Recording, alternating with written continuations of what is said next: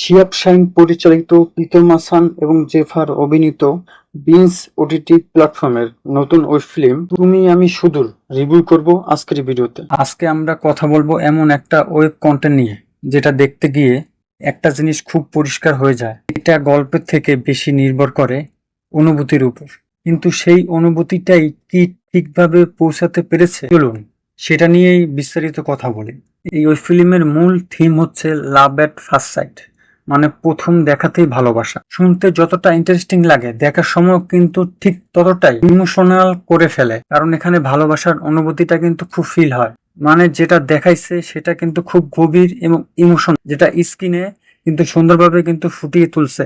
আসলে এই গল্পের থেকে বেশি ফোকাস করা হয়েছে কিন্তু ক্যারেক্টারের উপরে। এই ক্যারেক্টার গুলোকে কিন্তু খুব সুন্দরভাবে ডেভেলপ করা কিন্তু হয়েছে, মানে এখানে আমাদেরকে কিন্তু ইমোশনাল করে ফেলে, যাতে তাদের ভালোবাসা দর্শকের সাথে কিন্তু পুরোপুরি কানেক্ট কিন্তু হয়ে যায়।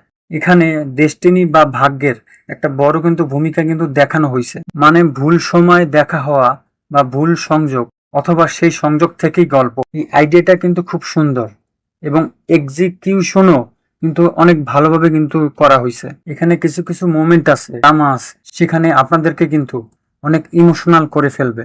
প্রেজেন্টেশনের দিক থেকে বলতে গেলে ভিজুয়াল, ক্যামেরা ওয়ার্ক এবং ফ্রেমিং সবকিছু কিন্তু ভালো। আর এই ওই ফিল্মটা কিন্তু মূলত আরবান অডিয়েন্সকে মাথায় রেখে কিন্তু বানানো হয়েছে। মানে স্টাইলিশ লুক আছে, রোমান্টিক টোন আছে এবং ভেতরে কিন্তু আপনাদেরকে ইমোশনালও করে ফেলবে। সব মিলিয়ে এই ওই ফিল্মটা কিন্তু খুব ভালো একটা ওই ফিল্ম। শুধুমাত্র আমার কমপ্লেন হচ্ছে জেফারকে নিয়ে, কারণ এখানে জেফার ছাড়া অন্য কোনো একটা যদি থাকতো তাহলে কিন্তু ভালো হইতো। তাছাড়া এই ওই ফিল্মটা কিন্তু আমার কাছে যথেষ্ট ভালো একটা ওই ফিল্ম। এখানে জেফারের জায়গা যদি অন্য কোনো অ্যাক্ট্রেস থাকতো, এখানে ইমোশনাল কিছু জায়গা আছে, সেখানে আরো ভালো কিন্তু অভিনয় করতে পারতো। আপনারা যদি এই কন্টেন্টটা দেখে থাকেন, আপনাদের কেমন লাগছে অবশ্যই কমেন্টে জানান।